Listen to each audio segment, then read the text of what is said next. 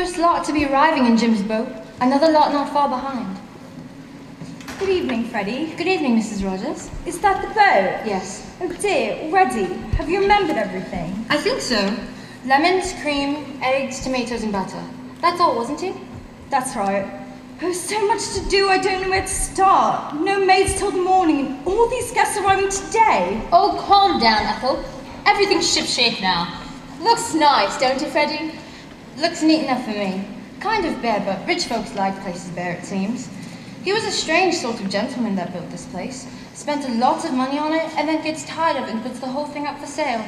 Beats me why the Owens wanted to buy it. Living on an island. Oh, stop your grousing, Ethel, and bring that stuff to the kitchen. They'll be arriving any minute now. Making that steep climb an excuse for a drink, I suppose. Like some others I know. That be on Jim. There's 2 gentlemen arriving by car, I understand. I shall want at least 5 loaves in the morning, 8 pints of milk, remember. Right. Oh, and don't forget the oil for the engine, Fred. I have to charge up tomorrow, or I'll have the lights running down. I'll bring it across the first thing. Oh, and give a hand with the luggage, will you? Right. I forgot to give you the list of guests. Oh, thanks. Doesn't look like a very classy lot to me. Miss Claythorne, she'll probably be the secretary. Oh, I don't hold much of secretaries. Worse than hospital nurses and them giving themselves airs and graces and looking down on a servant. Oh, come off, Ethel, and cut along to that lovely, up-to-date, expensive kitchen of yours. Oh, too many newfangled gadgets for my fancy.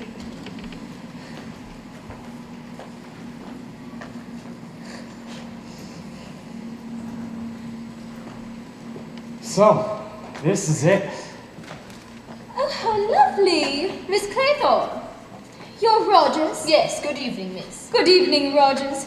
Will you please bring up my luggage and Captain Lombard? Yes, very good, miss. You've been here before? No, I heard a lot about it. From Mr. and Mrs. Owen? No, an old pal of mine. Old Johnny Brewer. It's a sad and poignant story. A love story? The saddest of them all. See, Johnny was a wealthy old boy. Fell in love with a famous Lily Logan. Bought this place and built the house for her. Sounds most romantic. But poor Johnny, he thought he could hold her from the rest of the world. Without even a telephone as a means of communication, he thought he could hold her. But of course the fair Lily tired of Ivory Tower and escaped. Uh-huh. Johnny went back to Wall Street, made a few more million, and the place was sold. And here we are. Well, I ought to find Mrs. Owen. The others will be here soon. Be awfully rude to leave me here all alone like this. Would it? Well, I wonder where she is. Oh, she'll be around when she's ready.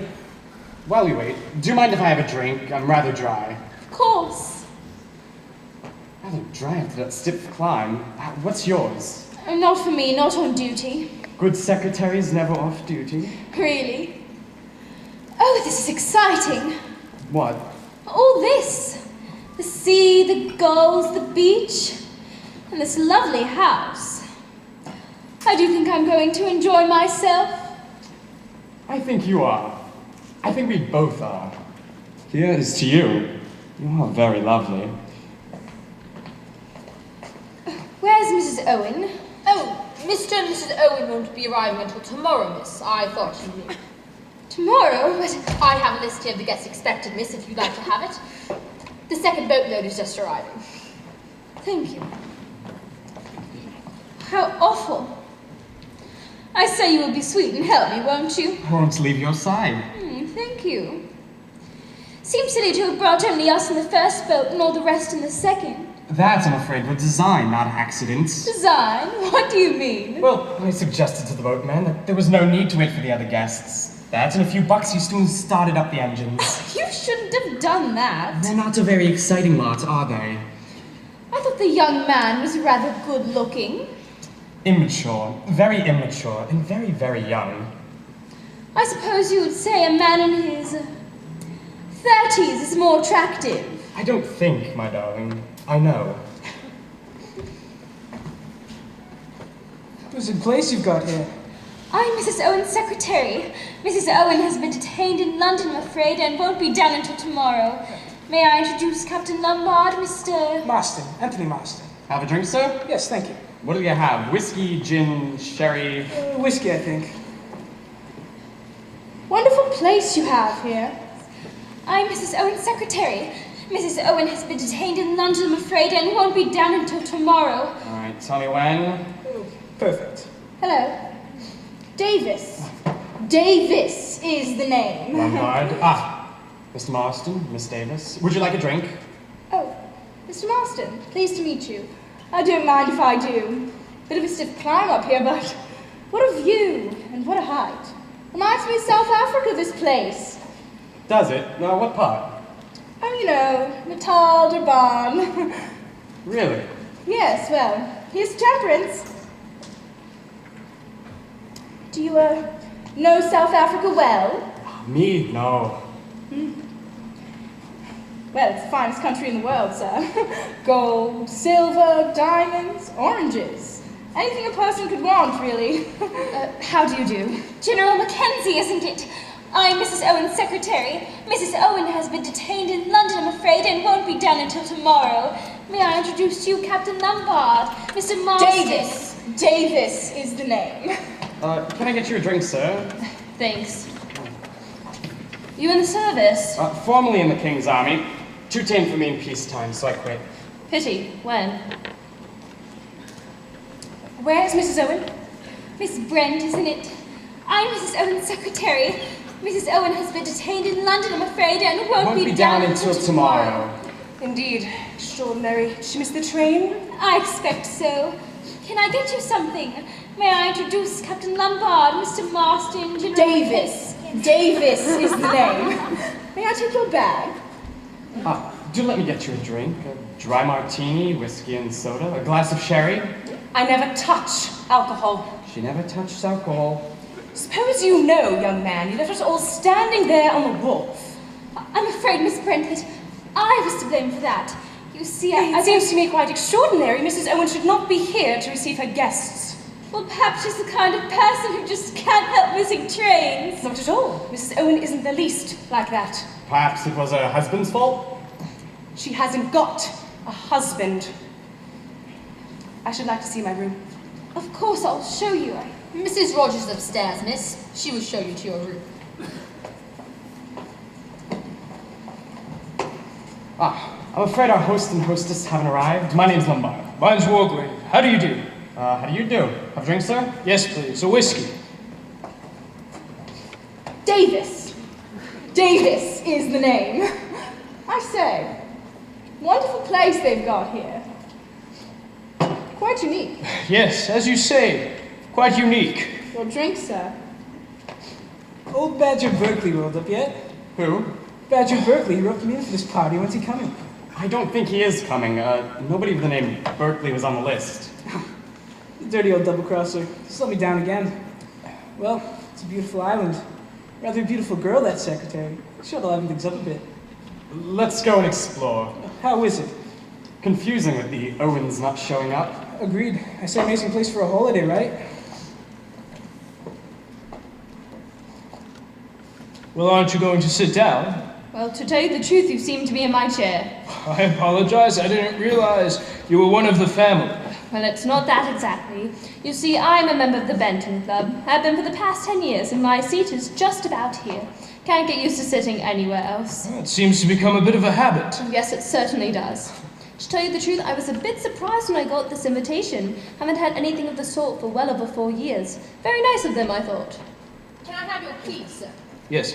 Can you tell me, please, if Lady Constance Cormington is expected to arrive anytime soon? Lady Constance Cormington? I don't think so, sir, unless she's arriving with Mr. and Mrs. Owen. Oh. I'll go and pack. I'll show you to your room. Dinner is at 8 o'clock.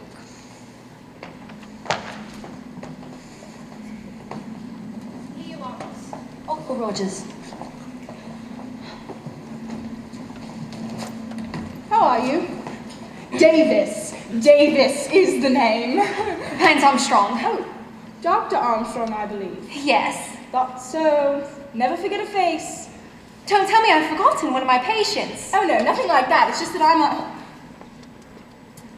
from South Africa, so naturally, legal processes in this country are bound to interest me. Oh yes, of course.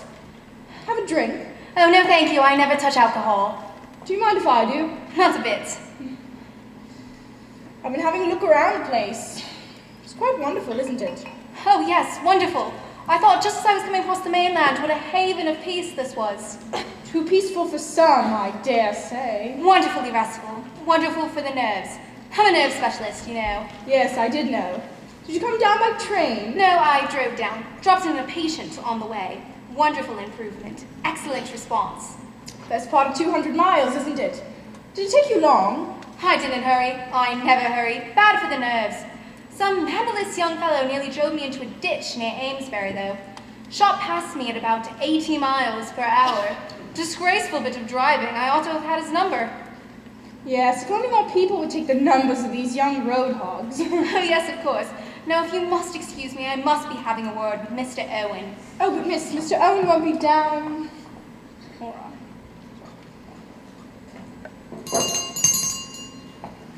You rang, miss? Yes, Rogers. Take my hat, will you? What time's supper? Dinner is 8 o'clock, miss, in a quarter of an hour. It's a wonderful place you have here. Why, thank you, miss. Been here long? Just under a week, miss. Oh. So I suppose you don't know much about the guest. No, miss. All old friends of the family? I really couldn't say, miss. Oh, all right. Oh, Rogers. Yes, miss? Would you mind putting some sandwiches and a bottle of beer in my room at night? I got a hell of an appetite with this sea air. I'll see what I can do, miss. Good. Where's my room? I'll show you, miss. Good. I can do with a wash and a brush up straight away.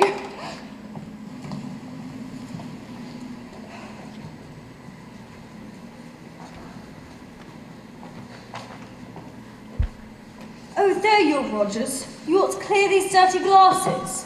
You're always leaving the dirty work to me. Here I am with the four-course dinner on my hands and no one to help me. You might come in and give me a hand with the dishing up. Who was it that you were talking to, by the way? Miss Davis. No class, if you ask me, and no money either. Oh, I don't like her. Don't like any of them much. They're more like that bunch we'd had in the boarding house, I'd say. Well, I can tell you this, Rogers. I'm not staying any place where I'm put upon. Cooking is my business. I'm a good cook. First rate, old girl. But the kitchen's my place and housework is none of my business. All these guests, I've a good mind to put on my hat and coat and walk out now and go straight back to Plymouth. But you can't do that, old girl. Why not? Who says I can't? I should like to know. Because you're on an island. Had you forgotten that? Yes. And I don't know as I fancy being on an island. Don't know that I do either, come to that. No slipping down to a pub or going to the movies. Oh, well, it's double waged on account of difficulties. And there's plenty of beer in the house. That's all you ever think about. Beer. Now, stop your nagging. You could belong to the kitchen or your dinner will be spoiled. It'll be spoiled anyway, I expect. Everybody's going to be late. Wasted on them anyway. Thank goodness I didn't make a souffle. Oh, dinner won't be a minute, miss. Just a question of dishing up. Is everything all right, Rogers? Can you manage between the two of you? Yes, thank you, miss. The missus talks a lot, but she gets it done.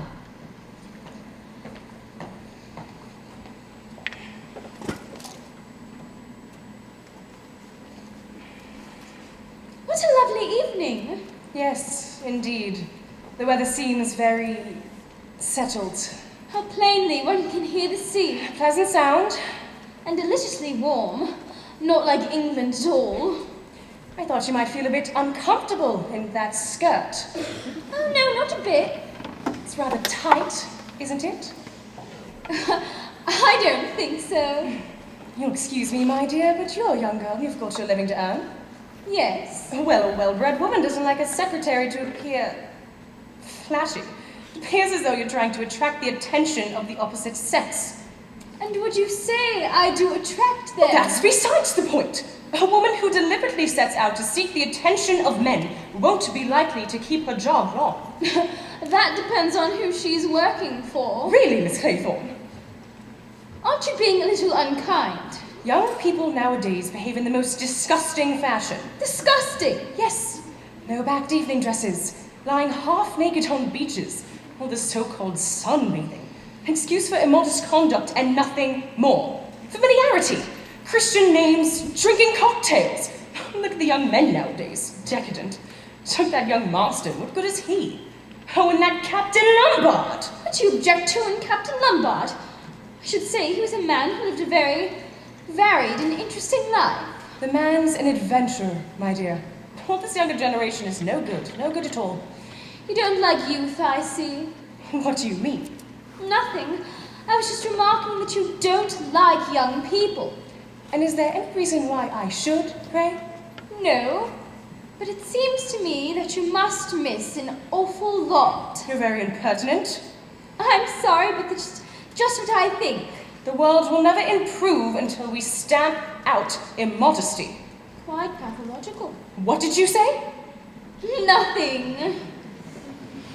What did you say about the old boy? Well, he looks rather like a tortoise. Don't you think so? All judges look like tortoises. They have that venomous way of darting their head back and forth.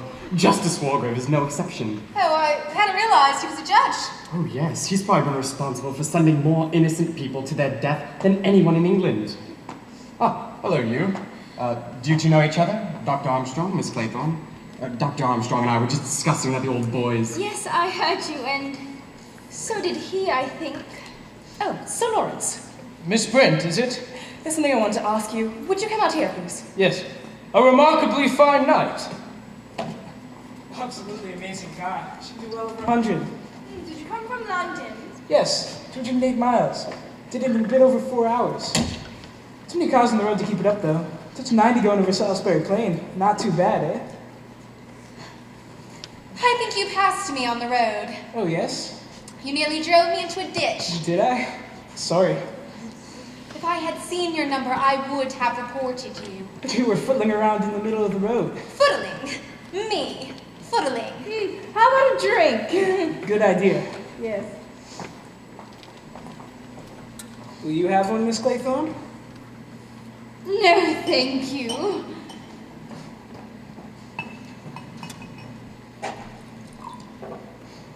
Good evening, Mrs. Owen. Why Mrs. Owen? Why, you make the most attractive wife for any wealthy businessman. Do you always flirt so outrageously? Always. Oh, well now we know. Say, what's old Miss Brent want with the judge? She tried to corner him upstairs. I don't know. Funny, she seemed so definite that there wasn't a Mr. Owen. Now, you don't think that Mrs. Owen, that they are, she isn't, What? Married, you mean? Damn shame we don't know each other. Could have given you a lift down.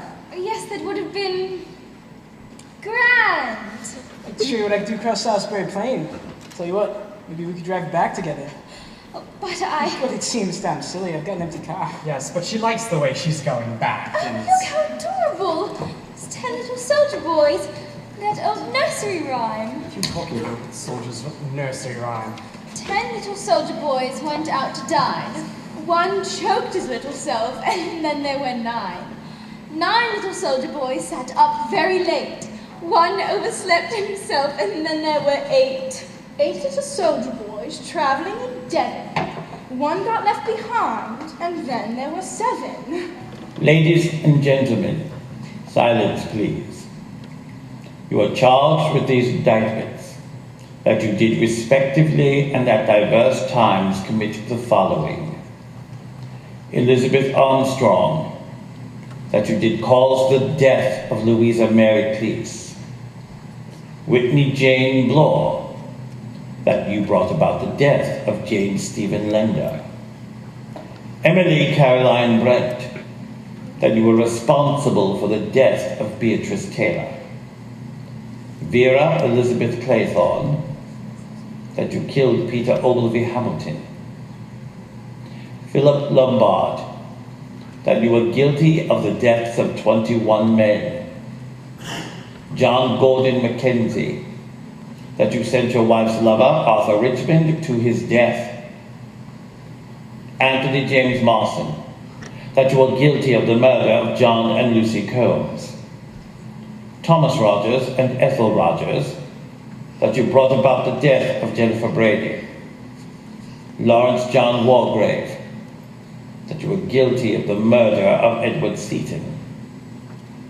Prisoners at the bar, have you anything to say in your defense?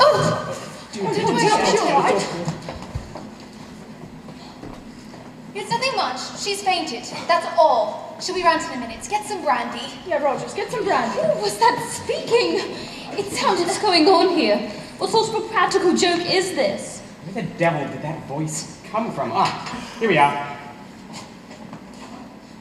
You are charged with these indictments. Turn it off! Turn it off! It's horrible! Disgraceful and harmless practical joke. So you think it's a joke, do you? What else could it be? Well, at the moment I'm not prepared to give an opinion. The devil turned it on, though, and set it going. We must inquire into that. Oh, dear me. Oh, dear me. And allow me, madam, if I speak to her.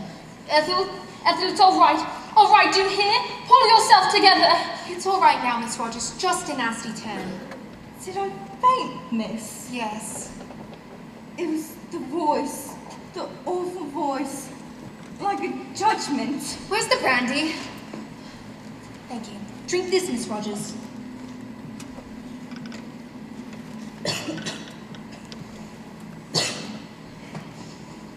I'm all right now. I just gave me a turn. Of course it did. Gave me a turn too. Wicked lies it was. I'd like to know. Who was it that put the record on the gramophone? Was it you, Rogers? I was just obeying orders, sir. Whose orders? Why, Mr. Owens. And let me be quite clear. What exactly were those orders? I was to find the record in the gramophone in the study. I was to find it in the drawer in there. I thought it was just to give you all some music. Quite a remarkable story. It's the truth, sir. Before heaven's the truth. I didn't know what it was, not for a moment. It had a name. I just thought it was a piece of music. Was there a title? Title, yes, sir. It was entitled Swan Song. This whole thing is preposterous. Preposterous. Slinging accusations about like this? Something must be done about it. This Owen fellow, whoever he is. Well, that's just it. Who is he? Well, we must inquire into that. Rogers, I suggest taking your wife up to bed and then coming back here immediately. Yes, sir. I'll give you a hand. This should be all right, Doctor. Yes, quite all right. Don't know about you, sir, but I feel like I could use another drink. I agree. I'll get them. Preposterous, that's what this is. Completely preposterous. Whiskey for you, Sir Lawrence? Yes. I should like a glass of water, please. Yes, I'll get it. Just a glass of whiskey myself. Mrs. Rogers will be all right. I've given her a sedative. Now then, you'll want a drink after this one, Doctor. Oh, no, thank you. I never touch alcohol. Oh, so you said. You'll have this one, General. Rogers, now then, Rogers, we must get to the bottom of this. Tell me what you know about Mr. Owen.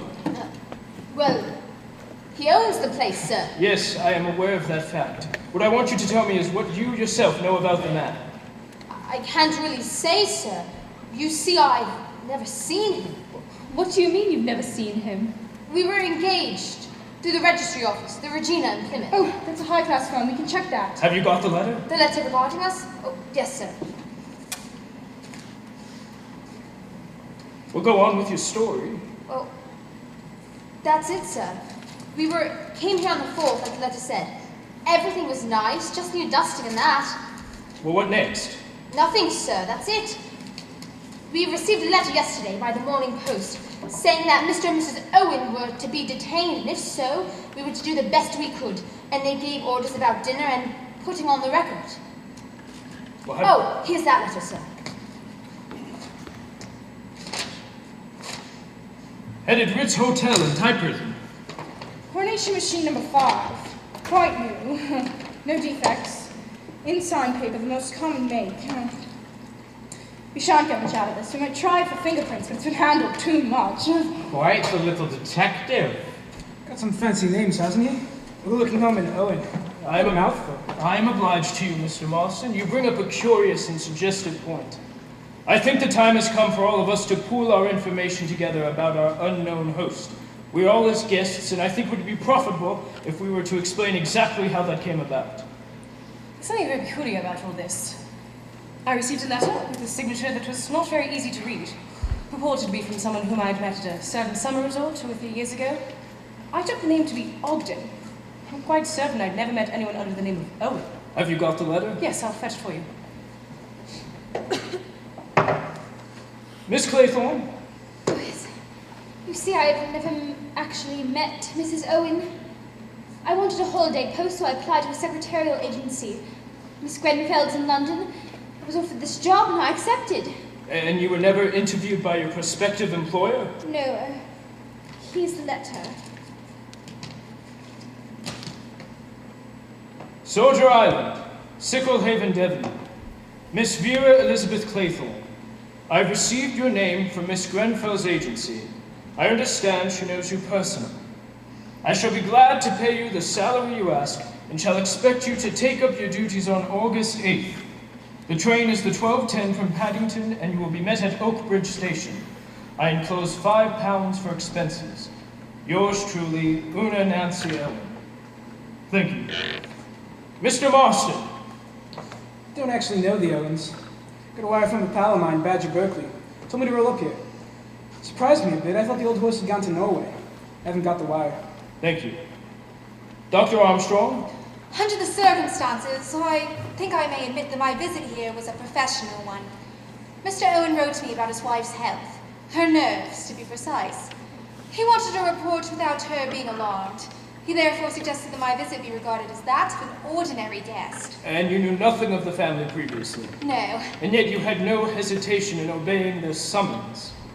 A very handsome fee was suggested, and a colleague of mine was mentioned. I was due for a holiday anyways. Thank you. Dear Miss Brent, I do hope you remember. We were together at Belhaven Guest House in August some years ago, and we seem to have so much in common. I am starting a guest house of my own on an island off the coast of Devon. I think there is really an opening for a place where there is good plain English cooking and a nice old-fashioned type of person. None of this nudity and gramophones half the night. I shall be very glad if you could see your way to spending your summer holiday on Soldier Island. As my guest, of course. I suggest August 8th, 12:40 from Paddington to Oakbridge. Signed, U.N. Owen. Yes, the signature is slightly ambiguous. This is my own decoy letter. It comes from an old friend of mine, a Lady Constance Comington. She writes to me in her usual vague manner, urges me to come and meet her here, and speaks of the host and hostess in the vaguest of terms. I've just thought of something. In a minute, Captain. But I thought we will take things one at a time. General Mackenzie. Got a letter from this fellow Owen. Figured I must have met him at the club sometime. Mentioned some old cronies of mine who were to be here. Haven't kept the letter, I'm afraid. Thank you. You may go on, Captain Lombard. Same sort of thing. Invitation mentioning mutual friends, and I haven't kept the letter. Just now we had a slightly disturbing experience. An apparently disembodied voice spoke to each of us by name and uttered certain definite accusations. We will deal with these presently. At the moment, I am more concerned with a minor point. Of the names received was that of a Whitney Jane Bloor. As far as we know, there is no Bloor among us. There was no mention of a Miss Davis. What have you got to say about that, Davis?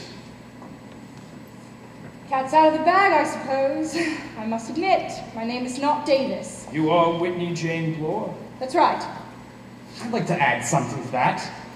Not only are you here under a false name, but I've noticed this evening you are a first-class liar.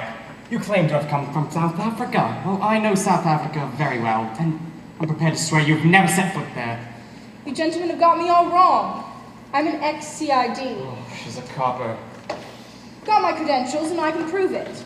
I run a detective agency in Plymouth. I was put on to this job. By whom? Why, Mr. Owen, of course. He sent a nice monetary expenses for money order for expenses, and he said I was to come here as a guest. He also sent a list of all of your names. Was said I it- was to watch each of you closely. Was there any reason given? He said Mrs. Owen had some expensive jewels. Why? Mrs. Owen, my foot. I don't believe there's any such person. Your conclusions are, I think, justifiable. Each time they write to us, Ulick Norman Owen, Una Nancy Owen, that is to say UN, or by some slight stretch of fancy, unknown. But it's fantastic. Mad. Oh yes, I have no doubt in my mind that we have all been invited here by a madman. Probably a dangerous homicidal lunatic. Oh my god! Yes, and in his research among us, he has been able to do a great deal of research and get a lot of information on us. A very great deal. And in this information concerning us, he has uttered certain and definite accusations.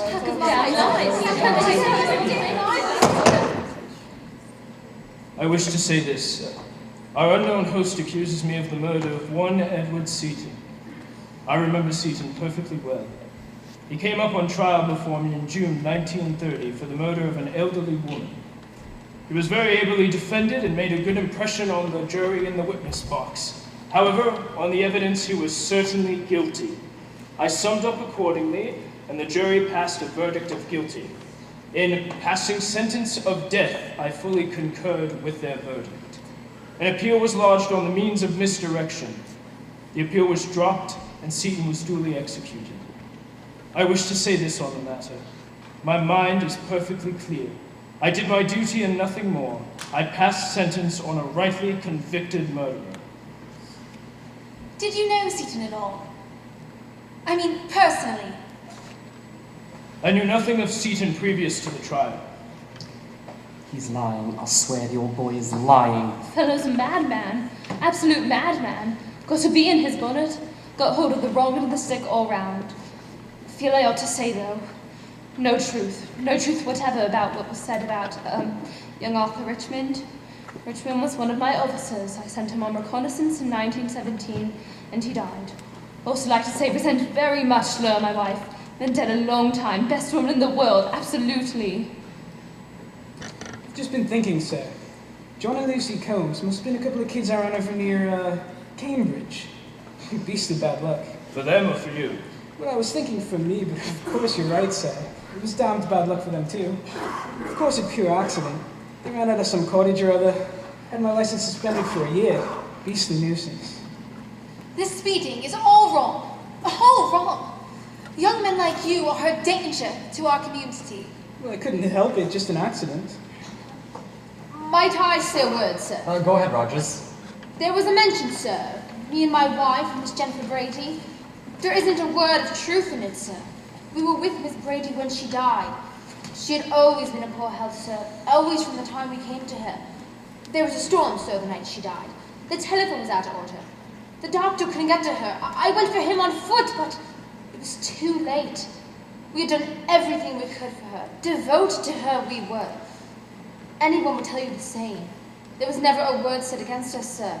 Never a word. Came into a nice little something at her death, I suppose. Didn't you? Miss Brady left us a legacy in recognition of her faithful services. And why not? I'd like to know. Well, what about you, Blore? About me. Your name was on the list. I know. Lender, right? That was the London and Commercial Bank robbery. Lender, I remember that name, though it didn't come before me. He was convicted on your evidence. You were the officer in charge of the case. I was. Lender got penal servitude. He died in Dartmoor a year later. He was a delicate man. He was a crook. It was him who put the night watchman out. The case was clear from the start. You were complimented, I think, on your able handling of the case. Well, I got my promotion. I was only doing my duty. Convenient word, duty. Now, how about you, Doctor? I'm at a complete loss to understand the matter. The name meant absolutely nothing to me. What was it? Close? Cleese. I don't ever remember having a patient of that name, or being connected to a death in any way. However, it was a long time ago. It may have possibly been one of my operational cases at the hospital. They come in too late. So many of these people. And when a patient dies, it's always the surgeon's fault. And so it's better to take up nerve cases and give up surgeries. Some, of course, give up drink. I protest. You have no right to insinuate such a thing. I never touch alcohol. Not suggesting anything. Besides, Mr. Unknown Owen has all the facts. Miss Claythorne? I was the nursery governess to Peter Hamilton. We were in Cornwall one summer. He was forbidden to swim out far. One day when my attention was distracted, he made his way down to the water. You see, he was gone before I could get to him. Was there an inquest? Yes, I was exonerated by the coroner. His mother didn't blame me either. Thank you. Miss Brent? I have nothing to say. Nothing at all. Nothing. You reserve your defense. There is no question of defense. I have always acted according to the dictates of my conscience. My, what a very law-abiding lot we are. Myself excepted. We are still waiting for your story, Captain Lombard. I haven't got a story. What do you mean? Well, sorry to disappoint you all, but I plead guilty. It's perfectly true. I left those men behind. Matter of self-preservation. You abandoned your men? I know it's not the act of a proper gentleman, but self-preservation is a man's first duty. Our inquest rests there.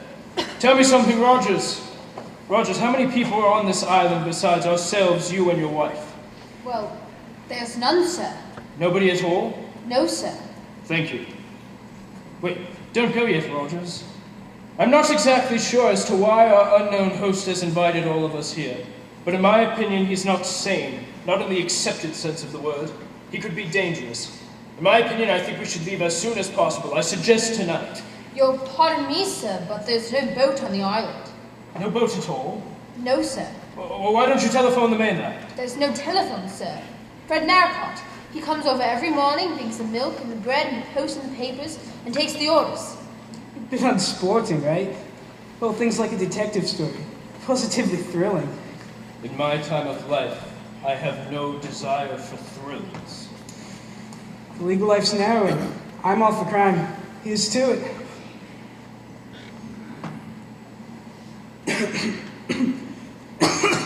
You're all right. Excuse me. Doctor, you're a doctor.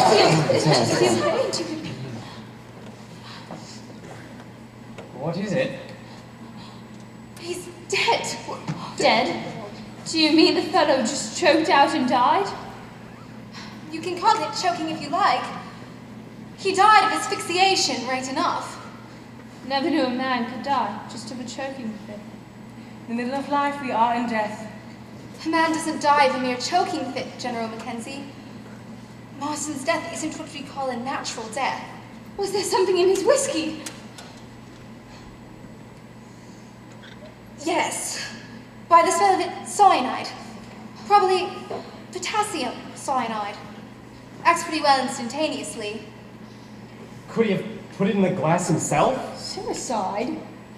No, not him. Not suicide. He was so alive.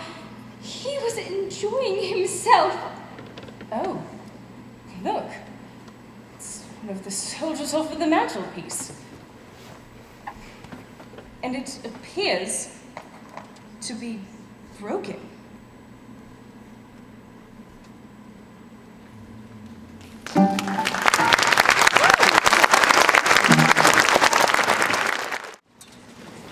We've been up to the top. No sign of that boat yet.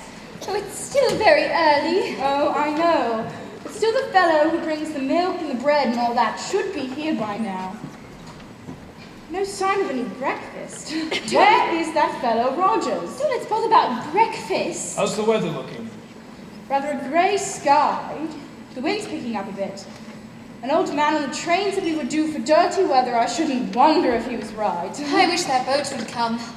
The sooner we get off the island, the better. It's absurd not keeping a boat on the island. There's no proper harbour. A boat couldn't put out in this anyways. If it came out, it would be dashed to pieces against the rocks. But a boat would always be able to take us from the mainland. No, Miss Brent, that's just what it wouldn't. Do you mean to say we are to be cut off from the land? Yes. I feel the pleasures of living on an island are quite overrated. I wonder when that boat would come. It's annoying the way the house is built, slap up against the cliff. You can't see the mainland till you've climbed to the top. Shall we go again? It's no use, Doctor. A washed pot never boils. Besides, there was no sign of a boat putting out and we were up there now. What could this man Narrowcott be possibly doing? They're all like that in Devon. Never hurry themselves. And where's Rogers? He ought to be about. I say, that fellow Rogers had a pretty bad scare last night, didn't he? I know, gaslight, the whole thing. I bet you he and his wife did do the old lady in. You really think so? Well, I've never seen a man more scared in my entire life. Guilty as hell, I should say. Fantastic. The whole thing. Fantastic. Do you think he's run away? Who? Rogers. But he couldn't have. There's no boats on the island. You just said so. But I've been thinking, we only have Rogers' word for that. What if there is one and he's nipped off in it in the first thing? Oh no, he wouldn't be allowed to leave the island.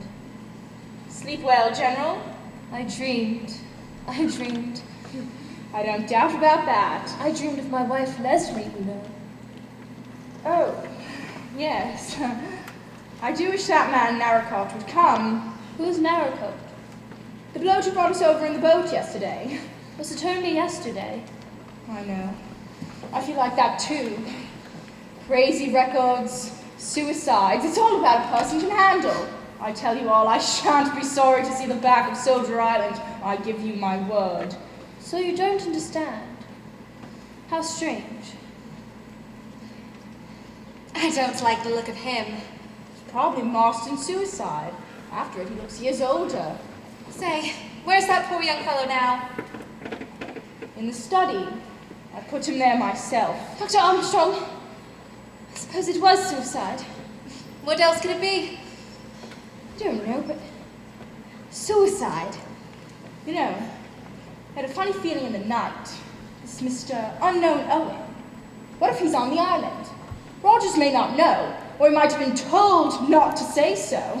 It's a pretty ghastly thought, isn't it? But would it have been possible for anyone to tamper with Marston's drink without our seeing him? Well, anyone could have put anything in there if they wanted to. But that's impossible because... There you are, miss. I've been looking all over for you. Could you come and take a look at my wife, miss? Oh, yes, of course. Is she feeling under the weather still? She's... You won't leave the island without me. No. I do wish that boat would come. I hate this place. Yes, I think the sooner we get in contact with the police, the better. The police? Yes, the police have to be contacted in a case of suicide, you know, Miss Claythorne. Yes, of course. What's going on here? There's no sign of any breakfast. Are you hungry, General? Feeling like breakfast? Leslie, my dear. Oh, no, I'm Vera Claythorne. Oh, forgive me, I mistook you for my wife. I was waiting for her, you see. I thought that your wife was dead long ago. Yes, I thought so too. But I was wrong. She's here, on this very island. Oh, good morning. Good morning, Captain Lombard. Good morning. Seem to have overslept myself. Boat here yet? No. Oh, bit late, isn't it? Yes. Good morning. You and I could have a swim before breakfast. Too bad all this. Yes, too bad you overslept yourself. You must have some nerve to sleep through all of that. Nothing makes me lose my sleep. Didn't dream of abandoned men, did you? No. Did you dream of convicts at Dartmoor? Now look here. I don't find that funny, Captain Lombard. Well, you started it. Say, I'm hungry. What about Oh, it breakfast? seems the whole domestic staff has gone on strike. Well, we can always forage for ourselves. Hello, that's strange. What? Do you remember that broken soldier boy we found on the ground the other evening? Yes, that ought to leave 9. Oh, that ought to leave 9, but I'm certain there were 10 when we arrived here. Yes, so there were. There are only 8. That's strange. Yes, I think so. Perhaps there were only 9 to begin with, and we thought there were 10 because of the rhyme. What's wrong, Armstrong? Mrs. Rogers is She's dead. No. Died in her sleep. Rogers thought she was still under the influence of the sleeping draught I gave her, and came downstairs without disturbing her. He lit the kitchen fire and did this room. Then, as she hadn't appeared, he went up, was alarmed by the look of her, and went hunting for me. Been dead about 5 hours, I should say. Well, what was it? Heart? Impossible to say. It may have been. After all, she did have a pretty bad scare last night. Yes, Well, she could have been poisoned, I suppose, Doctor? it's perfectly possible. With the same stuff as young Marston? No, it couldn't have been cyanide. It had to be some narcotic or hypnotic, one of the barbiturates or chloral, something like that.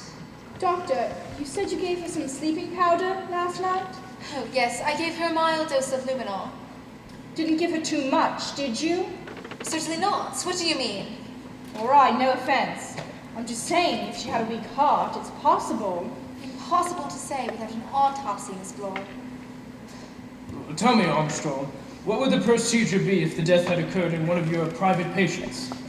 Without any more exact knowledge of the woman's state of health, I could certainly not issue a certificate. She was a rather nervous-looking creature. She did have a bad fright last night. Perhaps it was heart failure. Her heart certainly failed to beat, but what caused it to fail? Conscience. What exactly do you mean by that, Miss Brent? Well, you all heard. She was accused, along with her husband, of having murdered her former employer, an old lady. You believe that's true, Miss Brent? Well, certainly. You all saw her last night. She broke down completely and fainted. The shock of having her wickedness brought home was too much. She literally died of fear. It is a possible theory, but one cannot adopt it with more exact knowledge of the woman's state of health. If there was a latent cardiac weakness, there may Call, if have you been prefer, an act of God. Oh no, Miss Brent. You regard it as impossible that a sinner should be struck down by the wrath of God? I do not. My dear lady, in my experience of ill-doing, Providence leaves the role of chastisement and conviction to us mortals. And it is usually fraught with difficulties. There are no shortcuts. Now, let's be practical here. What did the woman have to eat and drink before she went to bed last night? Oh, nothing. Nothing at all. Not a glass of water or a cup of tea. I bet you she had a cup of tea. That sort always does. Rogers assures me she had nothing whatsoever. Rogers may say so. So that's your idea. Well, why not? You heard the accusations last night. What if they're true? Miss Brent thinks it is, for one. Him and his wife have done the old lady in, committed a murder, and gotten away with it. And they feel perfectly fine and happy about it now. Happy? Well, they know there's no immediate danger to them. Until last night, when some lunatic goes and spills the beans. What happens? It's the woman that cracks, falls to pieces. Did you see him last night? Was he all husbandly solicitude? No, not on your dear life. He was like a cat on hot bricks. And that's the position. They've done a murder and gotten away with it. If it's all going to get raked up now, it's the woman who's going to give the show away. Him, he's all right. He'll go on lying till the cows come home. But her, he can't be sure. She's a living danger to her husband. So what does he do? He takes a nice little drop of something, slips it in her tea, gives it to her before she goes to bed. And after she's had it, he washes up the cup and the saucer and tells the doctor she ain't had nothing. No, that's impossible. A man wouldn't do that to his wife. You'd be surprised, Miss Claythorne, what some husbands would do. Oh, there you are, miss. I've been looking all over for you. I'm getting on with breakfast. I'm not much of a hand at a cook, I'm afraid. It's lunch that's worrying me. Would sandwiches be satisfactory? I suppose I can manage some fried potatoes and this tinned fruit and cheese and biscuits. That would be fine, Rogers. Lunch? No, we shan't be here for lunch. And when the hell's the boat coming? You'll pardon me, miss, but the boat won't be coming. What? Fred Narcott's always here before 8. Is there anything else you require, miss? Yes, that would be fine, Rogers. Oh, and it's not Rogers. His wife is dead upstairs, and he's calmly talking about breakfast and cooking lunch. And now he says the boat won't be coming. Well, how the hell does he know? Miss Bull, what? Can't you see he's dazed? He's going on automatically as a good servant would. It's pathetic, really. Oh no, he's pulling a fast one if you ask me. The really significant thing is the failure of the boat to arrive. That means we're being left here deliberately. That's very little time. Very little time. What's that, General? Very little time. We mustn't waste it talking about things that don't matter. Now, why do you think Narcon hasn't turned up? I think the ubiquitous Mr. Owen has given his orders. You told him it's like a practical joke or something? Well, he wouldn't fall for that, would he? Well, why not? Soldier Island has a reputation for throwing crazy parties. This is just another crazy idea. Narcot knows there's plenty of food and drink on the island. This is all just some kind of practical joke. Well, perhaps we could light a bonfire at the top of the island so that they'd see it. I don't think that'll work. All signals are to be ignored. We're cut off, all right. We have to do something. Yes, I agree. We should do something. We should find the funny gentleman who's staging this practical joke, Mr. Unknown Owen. Because I think he's somewhere on the island, and the sooner we find him, the better. Because in my opinion, this man is as mad as a hatter and as dangerous as a rattlesnake. Hardly a very good simile, Captain Lombard. The rattlesnake at least gives warning of its approach. Warning. Warning, that's it. This is our warning. 10 little soldier boys. 10 little soldier boys went out to dine. One choked his little self. Marston choked himself. And then 9 little soldier boys sat up very late. One overslept himself. Overslept himself. The last part fits Miss Rogers rather well. You don't think... Yes. Do you mean to say that he wants to kill us all? Yeah, I think he does. And each one fits with the rhyme? No, it's coincidence. It's impossible. It must be coincidence. Only 8 little soldier boys left, and that's coincidence. What do you think, Law? I don't like it. There's only us on the island. No, I wouldn't be so sure of that. This was terrible. None of us are ever going to leave this island. Can somebody shut up, Grandpa? What do you think, Sir Lawrence? I agree up to a point, The yes. sooner we do something, the better. Come on, Armstrong, come on, Blow. We'll make short work of it. That's right. We should start a search. Don't suppose anyone has a revolver. No, that'd be too much to ask for. I have one. Always carry that about with you? I've been in a tight situation once or twice, yes. Oh, good. Then I'm sure you've never been one that's tighter than this. This Mr. Unknown Owen. If he's a homicidal maniac, he probably has an entire arsenal, and he's not afraid to use it. You may be wrong there, Miss Bloor. Many homicidal maniacs are very quiet, unassuming type of people. Delightful fellows. You'd never guess there was anything wrong with them. Well then, Doctor, if Mr. Owen tends to be of that sort, we will give him to you. But until then, we should start a search. You take the house, and we'll go to the island. Should be easy enough. No secret doors or sliding panels. Watch he doesn't get you before you get him. I'll be all right. Remember, you two be careful. One got left behind. Come on, Armstrong.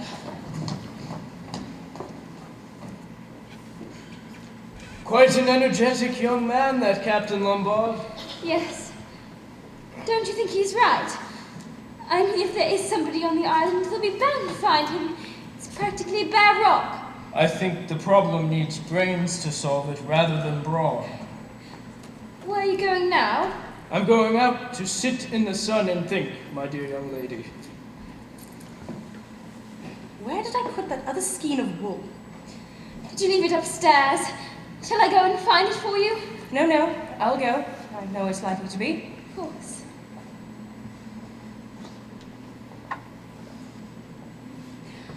I am glad that Captain Lombard has got a revolver. They're all wasting time. Wasting time. Do you think so? Yes, I think it's much better to sit and to wait. Wait for what? For the end, of course. Oh, I wish I could find Leslie. Your wife? I wish you'd known her. She was so pretty, so gay. Was she? Oh, yes, I loved her very much. Of course, she was a lot younger than I was. She was only 27. Arthur Richmond was 26. He was my ADC. She liked him. They talked of plays and musics together. I was pleased. I thought she took a motherly interest in the boy. Damned fool, wasn't I? No fool like an old fool. Exactly like a book, the way I found out. I was in France, and she wrote to the both of us. Put the letters in the wrong envelopes. So I knew. Oh, no. Oh, don't worry, my dear. It was a long time ago. But you see, I loved her very much, and I never told her I found out. I let her gather inside. Here, a slow, cold, murderous rage. Oh, I wonder what the others are doing. I sent him to his death. Oh, it was quite easy. Mistakes were being made. All anyone could say was that I lost my nerve a bit, made a blunder, sacrificed one of my best men. Yes, it was quite easy. And I never told her I found out. But after, things just weren't the same anymore. She died of pneumonia. She had a heart-shaped face, and grey eyes, and brown hair that Don't. I suppose in a way it was murder. Curious murder. And I had always been such a law-abiding man that it did not seem like it at the time. Serves him damn well right, that's what I thought. But now, well, you know, don't you?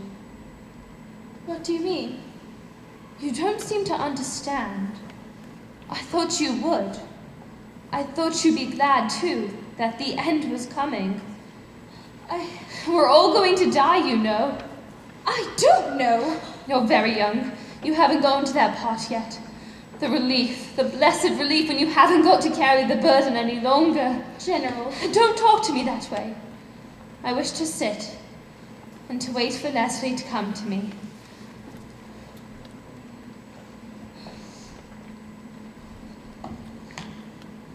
Oh, I'm frightened. I'm so very frightened. All's right. No secret doors, one corpse. Don't. My, you're awfully low. How about a drink to steady the nerves? A drink. 2 corpses at 9 o'clock in the morning, and you're asking me if I'll have a drink. One old man going quite crackers. Have a drink. 10 people accused of murder, and you're asking me if I will have a drink. Everything is fine as long as you have a drink. All right, stay thirsty. You're nothing but a waster, an adventurer. You make me tired. Ah, you're awfully worked up. What seems to be the matter, my sweet? I'm not your sweet. I rather thought you were. Oh, you can think again. Oh, come now. You know you don't really think like that. Besides, you and I have something in common. Rogues and murderers can't fall out. Rogues and murderers. All right, so you don't like the company of rogues and murderers, and you won't have a drink. I'll go finish my search. Unpleasant young man. Can't find it anywhere. Is anything the matter? I'm worried about the general. He really is ill, I think. Looking out for the boat, General. It appears his sin has found him out. Oh, don't. One must face facts. Can any of us afford to throw stones? Even if his wife was no better than she should be, she was clearly a depraved woman, he had no right to take judgment into his own hands. Oh, yes. And what about Beatrice Taylor? Who? Well, that was the name, wasn't it? You're referring to the absurd accusation about myself? Yes. Well, now that we are alone, I see no objection to telling you the facts of the case. Indeed, I should quite like you to hear them. It's not a fit subject to discuss before gentlemen, so naturally I refused to say anything last night. That girl, Beatrice Taylor, was in my service. I was very deceived in her. She was a nice girl, had nice manners, was clean and willing. Of course, all that was sheer hypocrisy. She was a loose girl with no morals. Disgusting. Some time before I found out she was what they call in trouble. It was a great shock to me. Her parents were decent folks who had brought her up strictly. I'm glad to say they didn't condone her behavior. And what happened? Well, naturally, I refused to keep her an hour under my roof. No one shall ever say I condoned immorality. Did she drown herself? Yes, How old was she? 17. Only 17. Quite old enough to know how to behave. I told her what a low, depraved thing she was. I told her she was beyond the pale, and that no decent person would ever take her into their house. I told her her child would be a child of sin, would be branded all of its life, and the man would naturally not dream of ever marrying her. I told her I felt soiled by ever having her under my roof. You told a girl of 17 all that? Yes, I'm glad to say I broke her down utterly. Oh, little devil. I have no patience with this indulgence toward sin. She wouldn't dare go home. What did you feel like? Feel like? Yes, when you found out that she drowned herself. Didn't you blame yourself? Certainly not. I had nothing with which to reproach myself. I believe that you really feel like that. And that makes it even more horrible. That girl was unbalanced.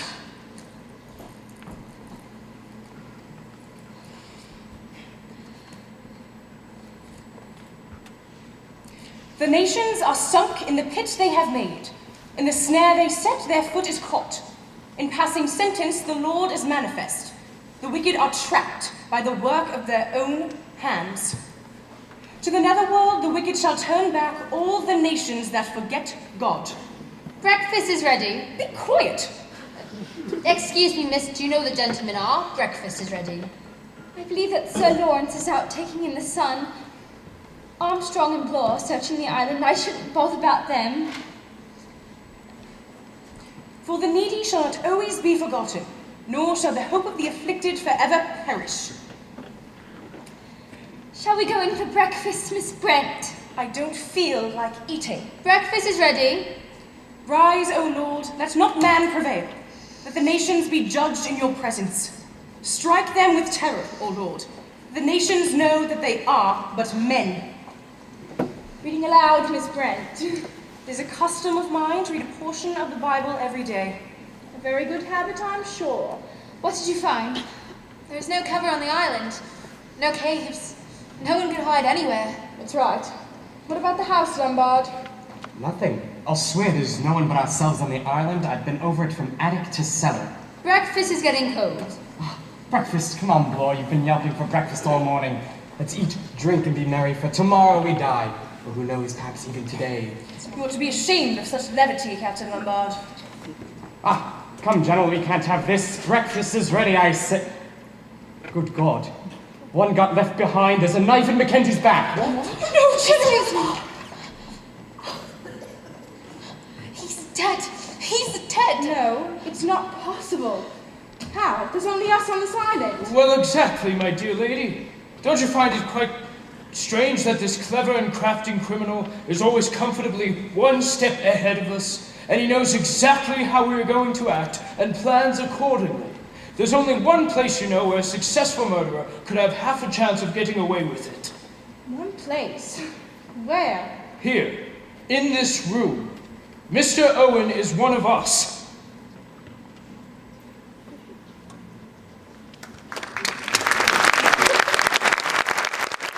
Sir Lawrence, Miss Bloor? I wanted to get you alone. You were right the other day about what you said. This damned murderer is one of us, and I think I know which one. You do. Ever hear of the Lizzie Borden case? In America, this old couple was murdered with an axe in the middle of the morning. Incredible.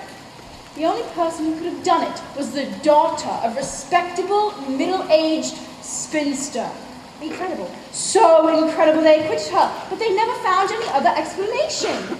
So your solution to the problem is Miss Emily Brent. I'm telling you, this woman is mad. Mad as a hatter, religiously mad, and she's the one who did it, and we need to watch her. Strange. I thought your curiosities lied in a different quarter. Well, yes, but I've changed my mind, and here's why. She's not afraid. She's the only one not afraid. Why isn't she afraid?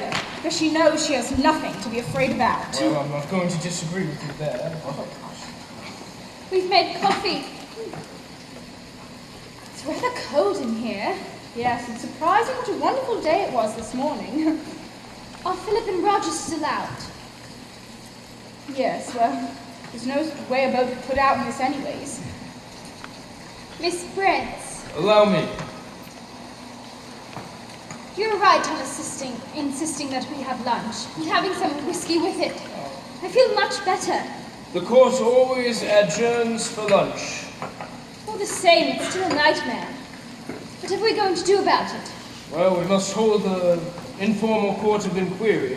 That way we might be able to clear a few names. I say, Miss Claythorne, do you have a hunch of any kind? If Miss Claythorne suspects any of us three, that is rather an awkward question. Oh, I'm sure it isn't any of you. If you ask me who I suspect, I'd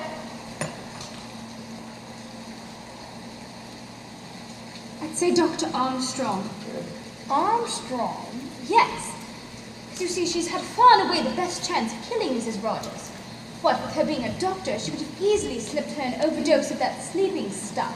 But remember, it wasn't Armstrong who gave Mrs. Rogers the brandy. Well, her husband had a good chance of administering the drug. No, it's not Rogers. He doesn't have the brains or the money to do the operation.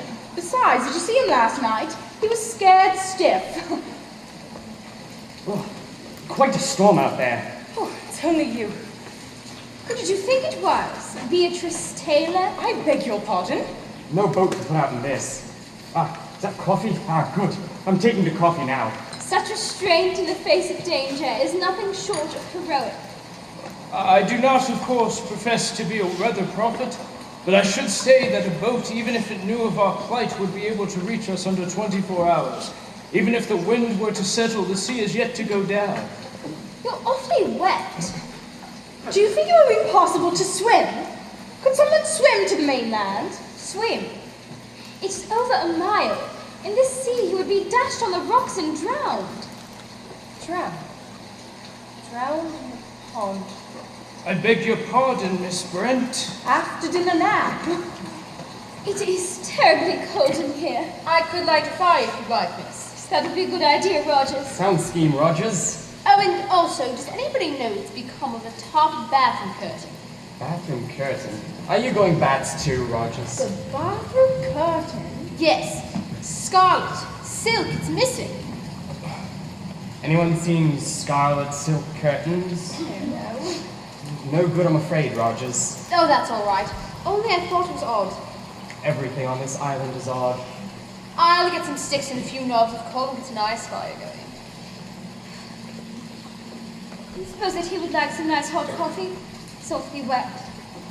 Rogers. What's become of Armstrong? She's gone up to a room to sleep, I suppose. I think someone's batted her one by now. I would think she would have the good sense to bolt her door. Well, it won't be so easy now that we're all on our guard. I advise you, Miss Bloor, not to be too confident. In a moment, I should like to propose some measures of safety I think we ought to adopt. Against whom? Against each other. We are all in great danger. Of the 10 of us that have arrived, 3 are certainly cleared, but there are still 7 of us left. 7 little soldier boys. One of whom is a bogus little soldier boy. Exactly. Well, despite of what Miss Claythorne just said, I'd say that you, Sir Lawrence, and Dr. Armstrong are way above suspicion. Her being a well-known doctor, and you being a judge known all over England. You make hardly a good point, Miss Bloor. Judges have gone mad long before now. So have doctors. So have policemen. Here, here. Would you like a cup of coffee? No, she'd rather make herself a nice cup of tea. Geez, what about Armstrong? I suppose we ought to bring her up a cup. I could take her up a cup if you'd like. Actually, I'll take it up. I want to change. Yes, do go, you'll catch cold. Allow me, Captain Lombard, but she might not admit you. She might be frightened of your revolver. Oh yes, that revolver.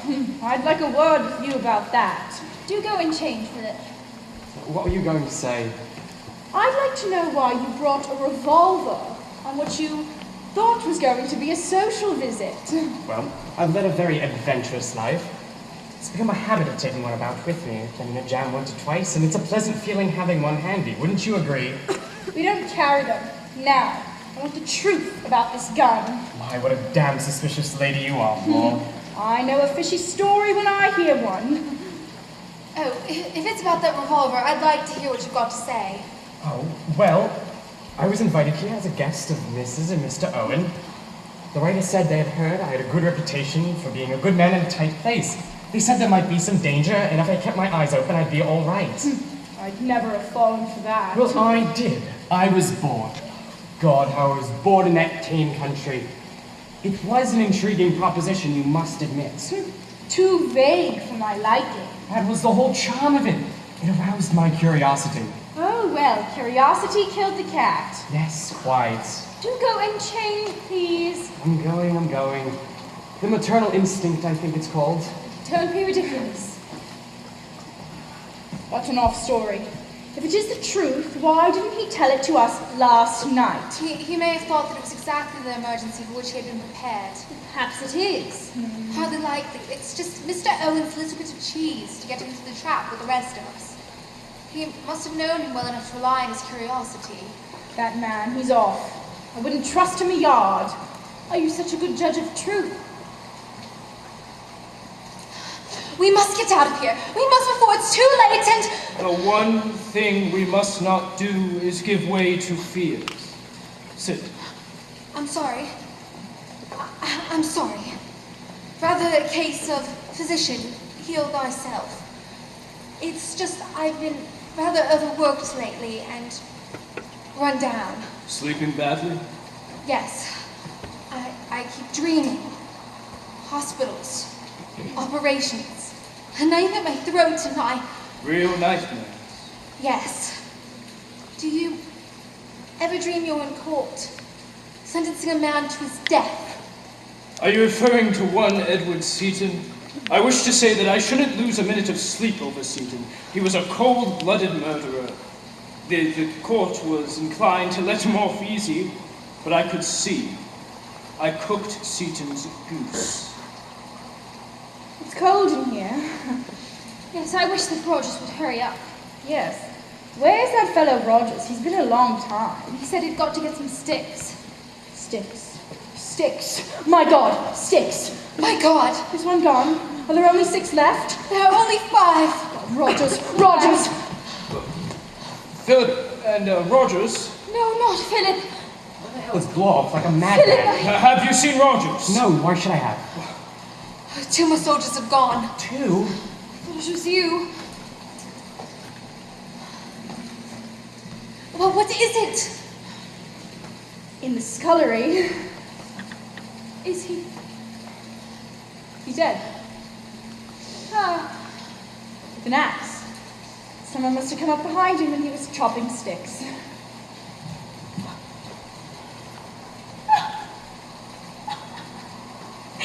He chopped himself in half! Vera, stop it! Can you believe that? Stop He it. chopped himself in half! What's next? Bees? Do they keep bees on the island? 6 little soldier boys playing with a hive. A bumblebee stung one, and then there were 5. Bumblebee stung one. Now we all look pretty spry. You don't think?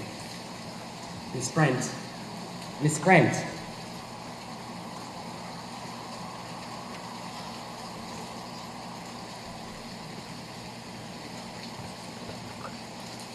A hypodermic syringe. The modern bee sting. do you mean while we were sitting here, one of us? One of us. Which of us?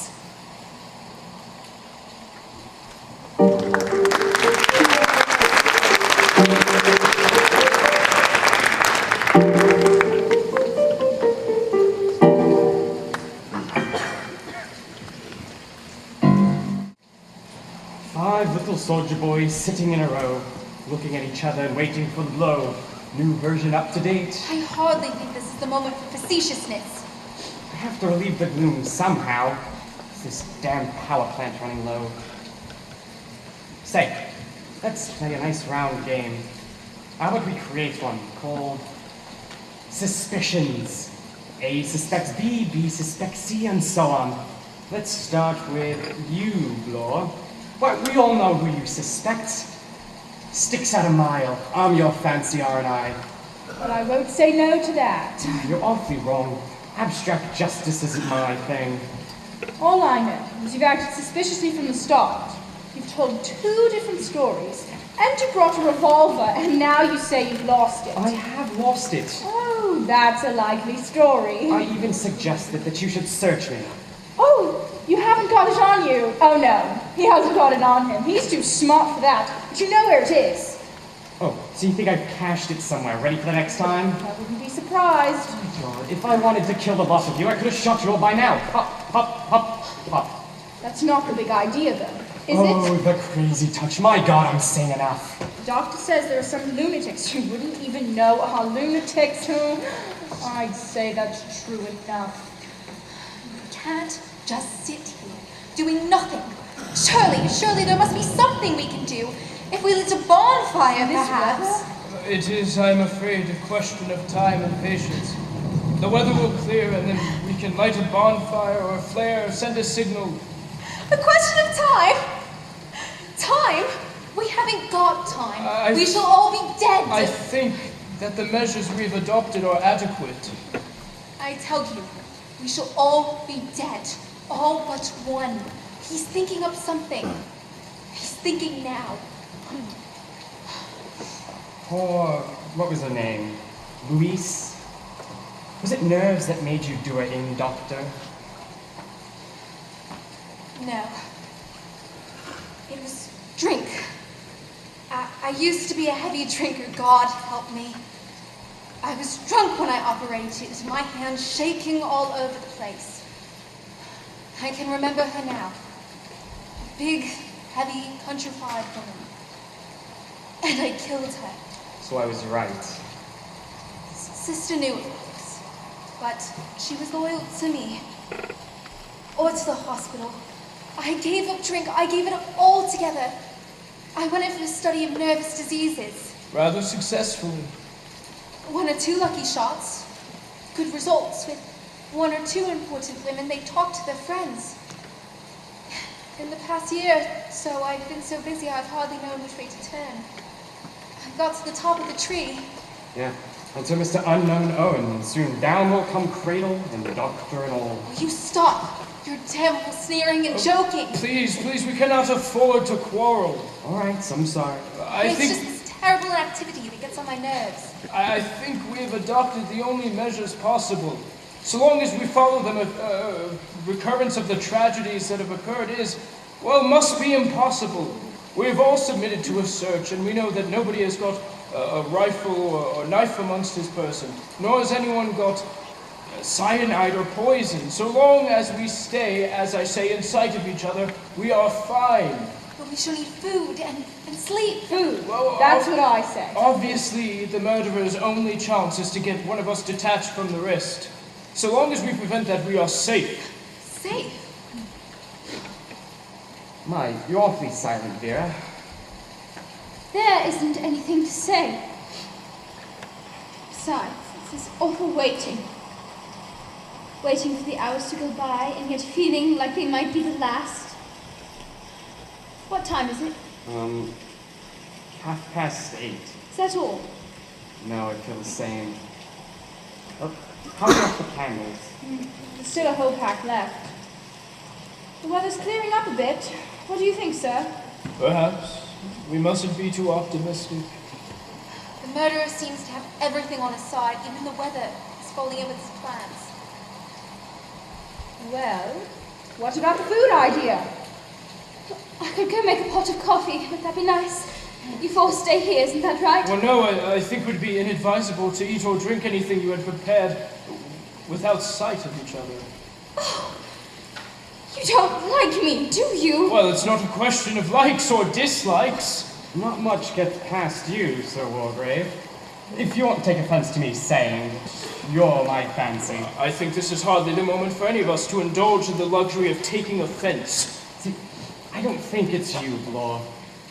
You haven't got the imagination. Now, if you are the criminal, I take my hat off to you for a fine good actress. Well, thank you for nothing. And I don't think it's you, Doctor. You haven't got the nerve. You have the nerve, Vera, but You strike me as eminently sane. See, I only think you'd commit murder if you had a thoroughly good motive. Thank you. I've thought of something. Ah, splendid. Animal, vegetable, or mineral. That woman says that she is a police officer, but we have no proof of that. She only said so after the record had been played and her name had been given. Before that, she was pretending to be a South African millionaire. Perhaps the police officer is just another impersonation. What do we know about her? Nothing at all. So, now we know where we are. Ah, by the way, Doctor, Vera suspects you. Oh yes, have you ever seen her shoot you dirty looks from time to time? It all works out quite quickly. Vera suspects you. You suspect Blore. Blore suspects me. I suspect Sir Wargrave and... Now, sir, who do you suspect? Quite early in the day, I had come to a conclusion. It appeared to me that everything that had happened up to this point pointed directly to one person. I am still of that opinion. Well, which one? Well, no. I think it would be inadvisable to name that person at the given time. Inadvisable in the public's interest. Exactly. Well, what about the food idea? We should stay here. We're safe here. Can't say I'm very hungry. I'm not too ravenous myself. You can have a guzzle by yourself, Blore. How about this? I'll bring in a tin of biscuits. Fine. Blore, Yes? an unopened tin.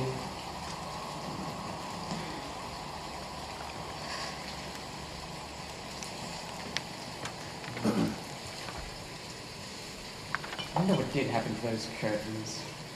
Yes. Things seem to be going missing. Miss Brent lost a skein of knitting wool. Ah. Well, whoever this murderer is also a kleptomaniac. How does it go? 5 little soldier boys. Going in for law. One got in chancery. In Chancery? How would that apply? Unless... Exactly, my dear young lady. That is exactly why I'm sitting right here. I didn't cast you for victim. I casted you for murderer.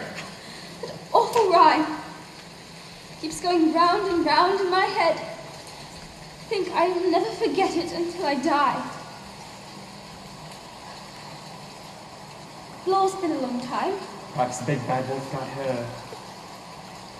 As I've asked you once before, Captain Lombard, please stop with your strange humor. Sorry, it must be my form of nervousness. Stop there! Search her!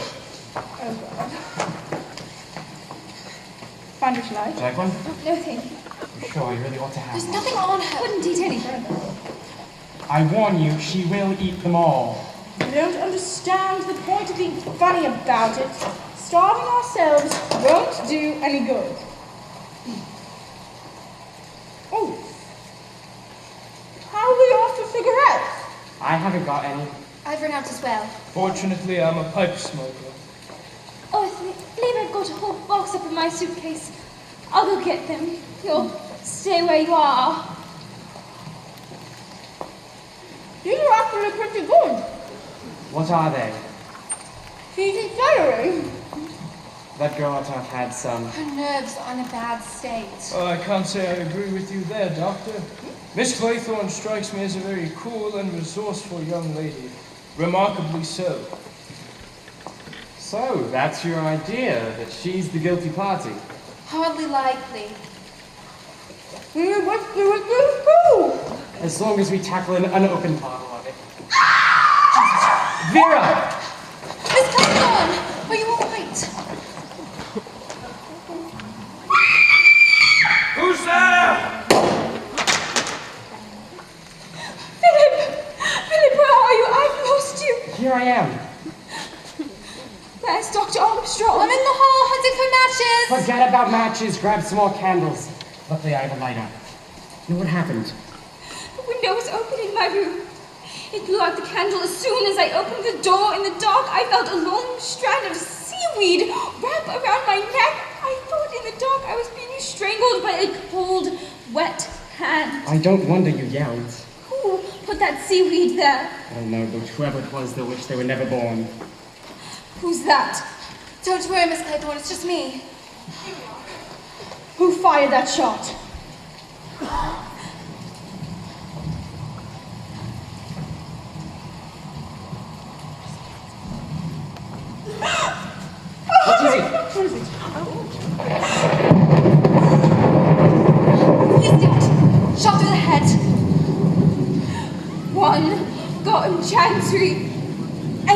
Wherefore? Miss Claythorne. Vera. You got me to go upstairs for a box of cigarettes.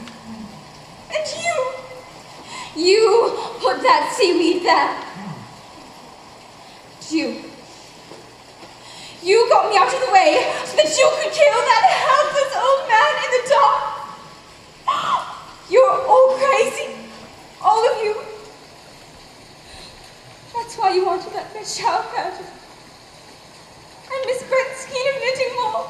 It was planned long ago for that. Oh my God, get me out of this house!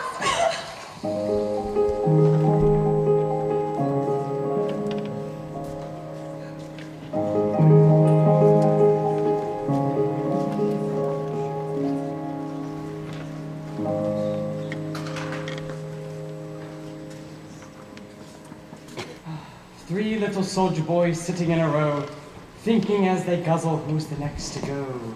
Philip. It's all right, Miss Claythorne. I don't mind joking on a full stomach. We've been nearly 24 hours without any food.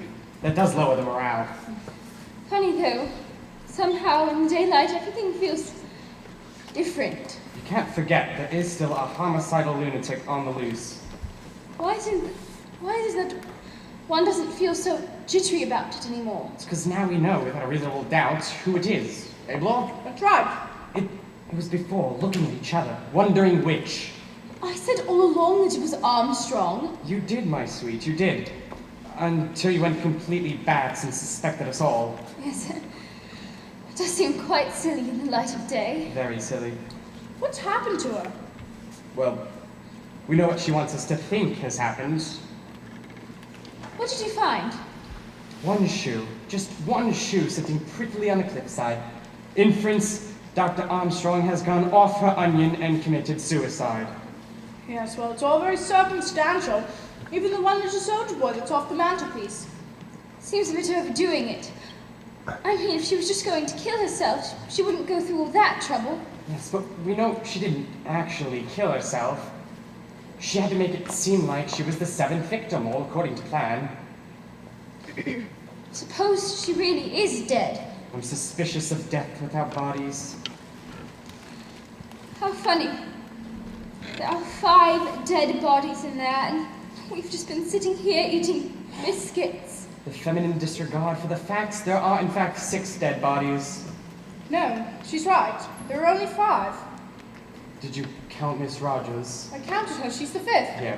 Marston 1, Miss Rogers 2, Mackenzie 3, Brent 4, Rogers 5, and Wargrave 6. 7, 8, 9. Armstrong 10, you're right. Sorry, lad. Say, do you think we should take Miss Rogers and put her in the morgue with the others? I'm a detective, not an undertaker. For heaven's sake, stop talking about bodies. Point is, Armstrong killed them. We should have realized it was her from the start. How did Armstrong get a hold of your revolver? I haven't the slightest idea. Tell me, what exactly happened in the night? Well, after you threw your fit of hysterics, went up to your room and locked your doors, we went up to our room and locked our doors. Yes, and after about an hour, I heard someone pass by my room. Went to Blore's room to check on her, and she was there. Then I went to Armstrong's room, and she was not. So I came to your door, told you to sit tight no matter what happened. When I came downstairs, the balcony door was open, and sitting right beside it was my revolver. Why would Armstrong chuck the damned revolver away? I don't know. Either by accident or she's crazy. Where do you suppose she is? Lurking somewhere on the island waiting to have a go at one of us. We ought to search the house. And run into an ambush. I hadn't thought of that. Say, while we were gone, did you by any chance hear anything? Oh, I imagined all sorts of things, but nothing short of setting the house on fire was going to make me unlock my door. Just thoroughly suspicious. What are we going to do? Sitting here isn't going to do anything. I say we just do nothing. Sit tight and wait. Take no risks. No.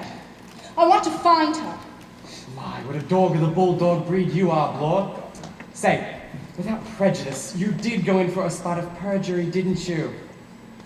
Well, I don't think it makes any odds now. Lender was innocent, all right. The gang squared me up for it, and between us, we put him away. Mind you, I wouldn't be admitting it now if I didn't think that... If you didn't think we were in the same boat. Well, I couldn't admit it in front of Justice Wargrave, could I? No, quite. I say, that fellow, Seaton, do you think he was innocent? Quite sure, but there was a reason Wargrave wanted him out of the way. Well, I'm glad you've come off your virtuous perch. I hope you made a tidy bit of it. Not as much as I should have. They're an awful lot, that Benny gang. I got my promotion, though. Yes, and Lender got penal servitude and died a year later. Couldn't have known he was going to die, could I? No, that was your bad luck. My bad luck? You mean his? No, yours. Because of it, you might have your life cut short unpleasantly soon. Oh, by Armstrong, I'll watch it. You better. Remember, 3 little soldier boys left. What about you? I'll be fine. I've been in a tight situation, and I've gotten out of it. Plus, I have my revolver. Oh, yes, that revolver. You said Armstrong gave it back. How do we know you haven't had it this whole time? Oh, same old record. My. Not growing much room for more than one idea in that brain of yours, is there? Well, it's a good idea. And you're sticking to it. I would have come up with a better story than that if I were you. I only wanted one a policeman could understand. And what's wrong with the police? Nothing now that you've left the force. Now look here, Captain Lombard. If you're an honest man, as you say you come are... now, boy. Neither of us are honest. Chuck your revolver down right there. Get rid of it. Don't be an ass. Listen. I've said I would search the island. If I do that, will you lend me the revolver? No, it's my revolver. It's mine and I'm sticking to it. You know what I'm beginning to think then? You're not beginning to think anything, you idiot. You've thought it before and now you think it again, that I'm the one and only UN unknown Owen. Is that correct? I won't contradict you. Oh, well, you're quite wrong. You can think what you damn well please, but you know what? I think that you are both behaving like a pair of school children. Sorry, teacher. Of course, Captain Lombard isn't the unknown. The unknown Owen is Dr. Armstrong, and I will tell you one very good proof of it. What? Think of the rhyme. 4 little soldier boys going out to sea. A red herring swallowed one, and then there were 3. That's Armstrong's pretended suicide. But it's only a red herring, so she isn't really dead. That's quite ingenious. To my mind, it's absolute proof. It's all mad because she's mad. She takes a strange, crazy, childish pleasure in making everything fit with the rhyme. I mean, why do you suppose she dressed up Sir Lawrence Wargrave? Or killed Rogers while he was chopping sticks? Or used a hypodermic needle on Emily Brent when she might have just as well have drugged her? That might give us a lead. What's next? 3 little soldier boys walking in the zoo. A big bear hugged one, and then there were 2. Oh, she'll have a nice time with this one. There's no zoo on this island. I need a drink. Look, I'd advise you to stop thinking about your stomach. It will be your undoing. There's plenty of beer in the kitchen. Yes, and if anyone wanted to drug you, that's the first place they'd put a nice dose of something.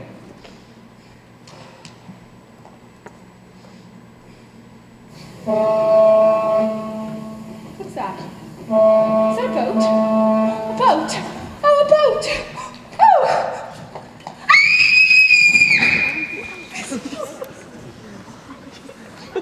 Laura got hers. How? Booby trap, wire across the door touched to something from the landing. Is she? Crushed, the head stove in from the big bronze bear clock. Oh, ghastly. This is awful, awful childishness. What a fool Blore was. Don't you feel as though there's someone here in this room, watching and waiting? No, that's just nerves. So then you do feel it? No, I don't. Oh, Philip, if that was a boat, then maybe they'd see us. Can't we get off this island? We can go up to the cliff.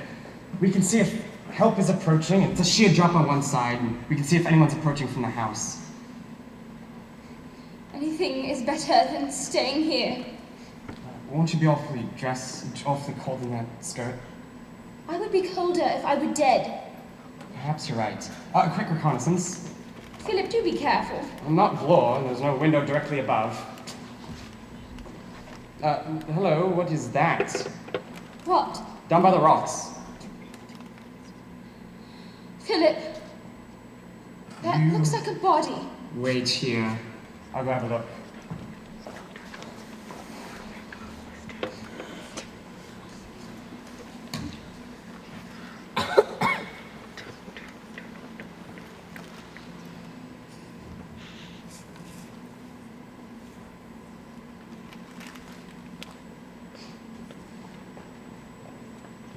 It's Armstrong.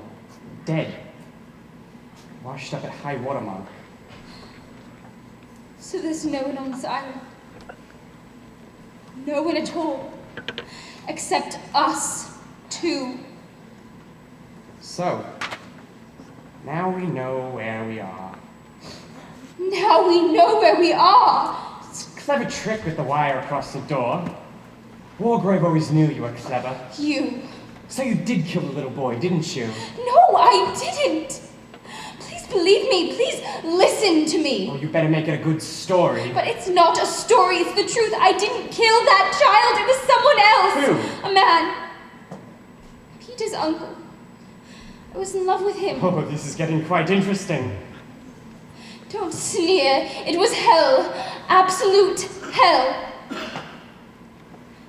Peter was born after his father's death. If he'd been a girl, Hugh would have gotten everything. Classic story of the wicked uncle. Yes, he was wicked, but I didn't know that.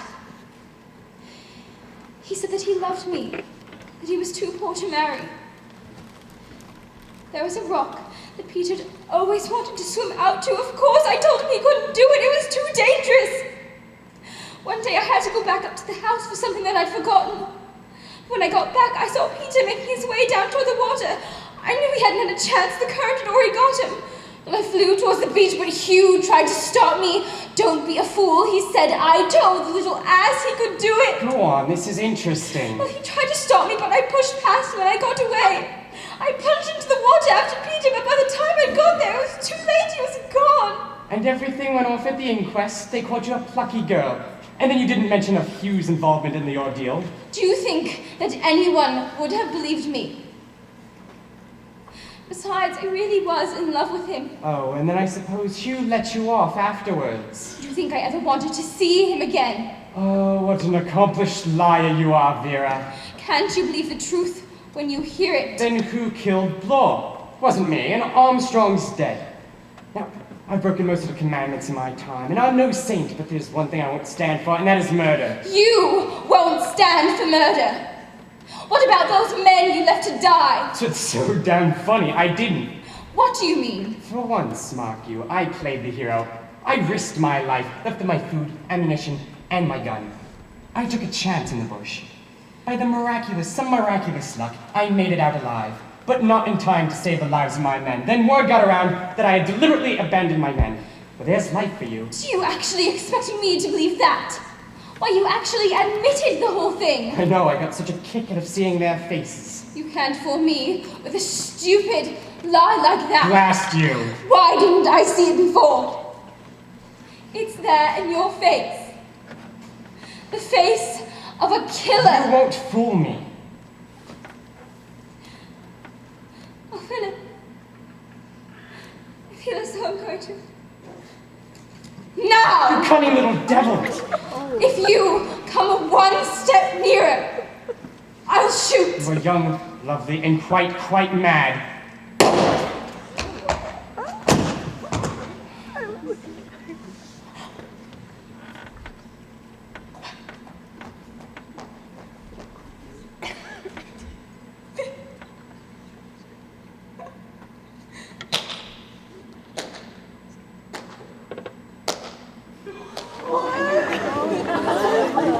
It's all come true. My 10 little soldier boys' plan. My rhyme. My rhyme! Shh! Silence in the court. If there is any more noise, I shall have the court cleared. It's quite all right, my dear. Don't be frightened. This is a court of justice. You'll get justice here.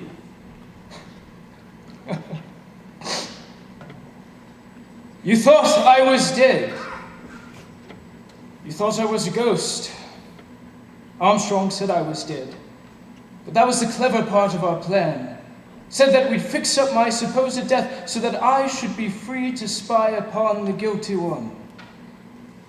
She thought it an excellent plan. Met me out by the cliff that night with no suspicion at all. I sent her over with a push. So easily. You know, Vera, all my life, I've wanted to take life. Yes, take life. I had to get whatever little bit of joy I could out of sentencing the guilty to death. I always enjoyed that, but I wanted more. I wanted to do it with my own hands. But I'm a judge of the High Court. I've got a sense of justice. Between our sovereign Lord the King and the prisoner at the bar shall true deliverance make. Guilty! Yes, my lord, guilty! You were all guilty, you know. But the law couldn't touch you. So I had to take the law into my own hands. Into my own hands! Silence in the court!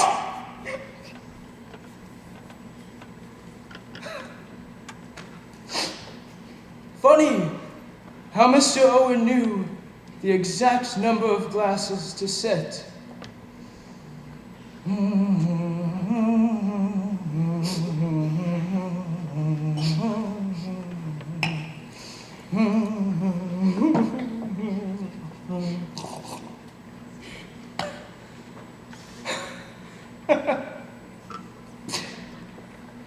Anthony Marston first. Then Mrs. Rogers. Barbertone in the brandy. Mackenzie stabbed. Got Rogers while he was out chopping sticks. Doped Emily Brent's coffee so she wouldn't feel the hypodermic booby trap for Blore. I always knew it would be so easy to get Blore. She was a fool.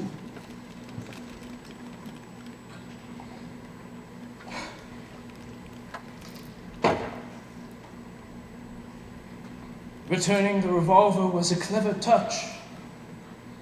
I always knew you two would suspect each other in the end. The question was, who'd win out?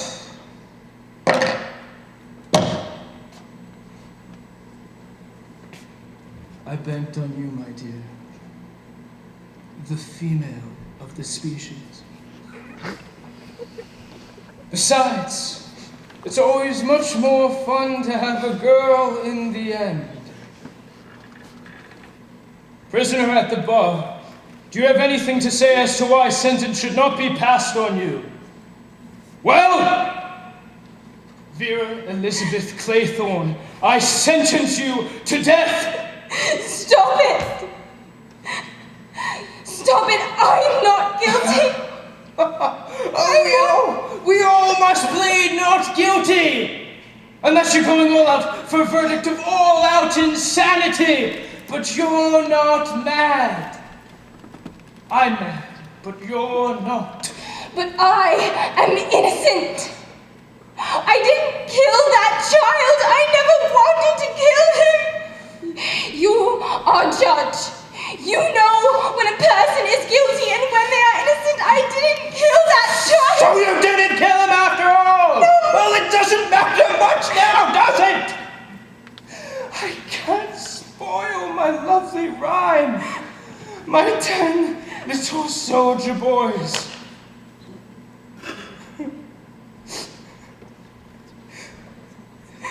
You're the last one. One little soldier boy, left all alone. He went and hanged himself. I must have my hanging. I must have my hanging!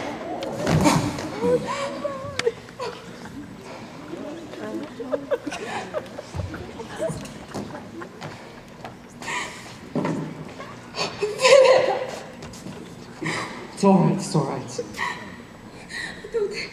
thought that I actually killed you.